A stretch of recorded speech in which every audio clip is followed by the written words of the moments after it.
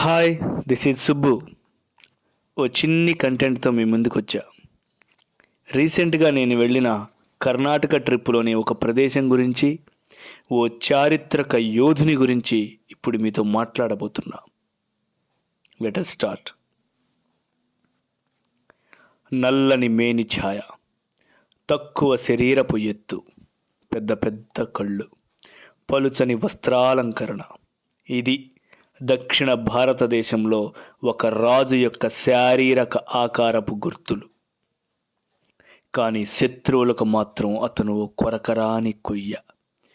సూర్యుడు అస్తమించని సామ్రాజ్యానికే ముప్ప తిప్పలు పెట్టి అందరిచే మైసూరు పులి అని పిలిపించుకున్న టిప్పు సుల్తాన్ నడయాడి పాలించిన రాజ్యంలో ఉన్న the view of conduct of the war with Tipu Sultan అనే సంపుటిని ప్రచురించిన విదేశీయుడైన అలెగ్జాండర్ బీట్స్ టిప్పు సుల్తాన్ గురించి చెప్పిన కొన్ని అద్భుత వాక్యాలు ఇలా ఉన్నాయి. అతని ఎత్తు 5 అడుగుల 8 అంగుళాలు, చిన్ని మెడ, చతురస్రాకారపు భుజాలు, చిన్ని చేతులు, చిన్న చిన్న పాదాలు, పెద్ద పెద్ద నిండైన కళ్ళు, వంపు తిరిగిన కనుబొమ్మలు, అక్విలన్ ముక్కు. పరాయి దేశస్థులను సైతం ఆకట్టుకున్న టిప్పు గురించి ఇలాంటి కథనాలు చరిత్రలో ఎన్నో మరెన్నో. టిప్పు సుల్తాన్ పూర్తి పేరు సుల్తాన్ ఫతే అలీ టిప్పు. పుట్టింది 1750లో బెంగుళూరు దగ్గరలోని దేవనహళ్ళి అనే ప్రదేశంలో. తండ్రి పేరు హైదర్ అలీ, మైసూరు రాజ్య పాలకుడు. తల్లి పేరు ఫాతిమా ఫక్రు నీసా. హైదర్ అలీ తన రెండో భార్య అయిన ఫాతిమాల ప్రథమ సంతానంగా టిప్పు జన్మించాడు. మొదటి నుంచి మైసూరు రాజ్య పాలకులకు ఫ్రెంచి వారికి సత్సంబంధాలు ఉండేవి. తండ్రి హైదర్ అలీచే నియమించబడ్డ ఫ్రెంచి అధికారుల వద్ద టిప్పు ఎన్నో యుద్ధ విద్యలు నేర్చాడు. మైసూరు రాజ్య పాలకులకు ఆంగ్లేయులకు మొత్తం 4 ప్రముఖ యుద్ధాలు జరిగాయి. వీటికి ఆంగ్లో మైసూరు యుద్ధాలు అని పేరు. మొదటి 2 యుద్ధాలలో హైదర్ అలీ, టిప్పు సుల్తాన్ల మైసూరు రాజ్యం విజయం సాధిస్తే చివరి 2 యుద్ధాలలో పరాజయం పాలైంది. 1766లో జరిగిన మొదటి ఆంగ్లో మైసూర్ యుద్ధంలో టిప్పు సుల్తాన్ 15 ఏళ్ల వయసున్న నూనూగు మీసాలవాడు. ఆ యుద్ధంలో టిప్పు ప్రముఖంగా పోరాడాడు. ఆంగ్లేయులతోనూ తర్వాత మరాఠాలతోనూ జరిగిన అనేక యుద్ధాలలో టిప్పు అశ్విక దళానికి సారథ్యం వహించి తన ధీరత్వాన్ని ప్రదర్శించాడు. వీరునిగా నిలబడ్డాడు. 1782లో జరిగిన రెండో ఆంగ్లో మైసూర్ యుద్ధంలో తండ్రి హైదర్ అలీకి కుడి భుజంగా నిలిచాడు. బ్రిటిష్ వారిని ఓడించాడు. అదే సంవత్సరం తండ్రి హైదర్ అలీ మరణించాడు. వెంటనే మైసూరు పాలకునిగా టిప్పు బాధ్యతలు స్వీకరించాల్సి వచ్చింది. 32 సంవత్సరాల వయసులో నవాబ్ టిప్పు సుల్తాన్ బహదూర్ అనే బిరుదుతో మైసూరు బాద్షాగా పట్టాభిషేకం జరిగింది. టిప్పు సుల్తాన్ ఒక మంచి పరిపాలనా దక్షకుడిగా పేరు పొందాడు. ప్రజలను కన్నబిడ్డల్లా కాపాడుకున్నాడు. టిప్పు మంచి కవి, భాషపై మంచి పట్టు ఉండేది. మత సామరస్యాన్ని ప్రదర్శించాడు. హైదర్ అలీ తన రాజ్యంలో మత జోక్యం చేసుకోవటానికి కూడా అనుమతించలేదు. అయితే టిప్పు మత సామరస్యంపై మాత్రం కొన్ని భిన్నాభిప్రాయాలు వెలిబుచ్చారు. అతనికి వ్యతిరేకులైన దేశద్రోహులు కొంతమంది. ఏది ఏమైనప్పటికీ తన పరిపాలనలోని చారిత్రక ఆధారాల ప్రకారం టిప్పు హిందువులకు తన ఆస్థానంలో రాజ్యంలో ప్రముఖ స్థానాలలో నియామకాలు చేశాడు. హిందూ దేవాలయాలు ఎన్నో కట్టించాడు.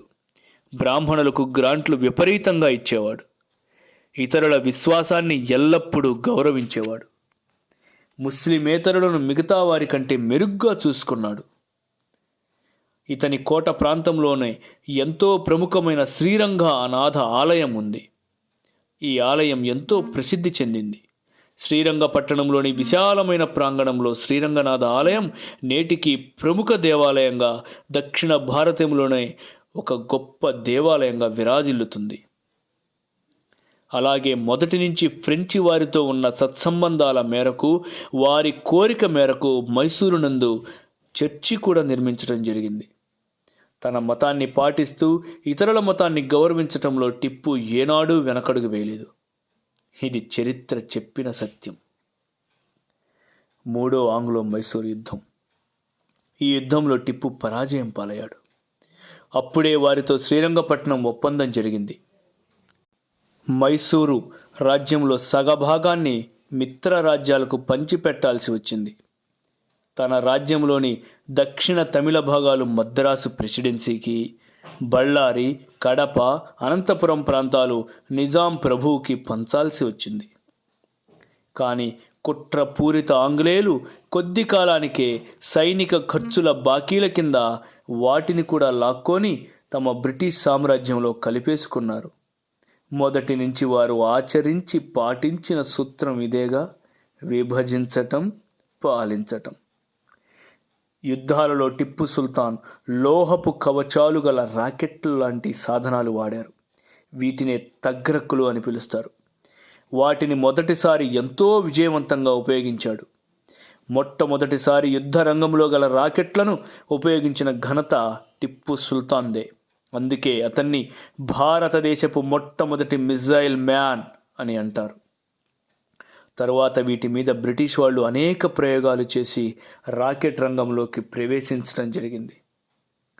1799 అది 4వ ఆంగ్లో మైసూర్ యుద్ధం. కావేరీ నది ఒడ్డున ఉన్న శ్రీరంగపట్నాన్ని రక్షించుకోవటం కోసం ఓ భీకర యుద్ధమే జరిగింది. ఆ యుద్ధంలో టిప్పు పరాజయం పాలయ్యాడు. దాని ఫలితంగా ఓ యోధుడు నేల కొరిగాడు. ఓ ధీరుడు తన రాజ్యాన్ని, తన ప్రజలను కాపాడాలనే ప్రయత్నంలో యుద్ధ క్షేత్రంలోనే వీరమరణం పొందాడు. దీంతో మైసూర్ రాజ్యానికి స్వతంత్రం పూర్తిగా తెరపడినట్లయింది. 1799 మే 4 టిప్పు మరణించాడు.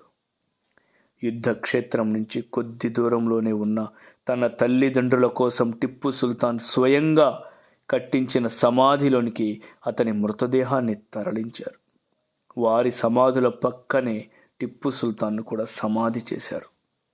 ఆ సమాధి ఓ విశాల ప్రాంగణం, ఓ పెద్ద ముఖద్వారం, ఆ విశాల మైదానం మధ్యలో ఓ పెద్ద గుమ్మటం, దాని కింద 3 సమాధులు.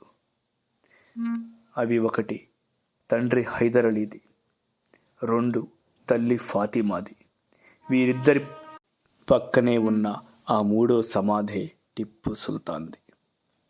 ఇదే ప్రాంగణంలో టిప్పు సుల్తాన్ కట్టించిన మస్జిద్ ఏ ఆక్సా ఉంది. తను అక్కడే దైవ ప్రార్థన చేసేవాడు. ఆ ప్రాంగణంలోనే యుద్ధంలో షహీదులైన బంధువులు, మిత్రులు, ముఖ్యమైన సైనిక అధికారుల సమాధులు కూడా చాలానే ఉన్నాయి.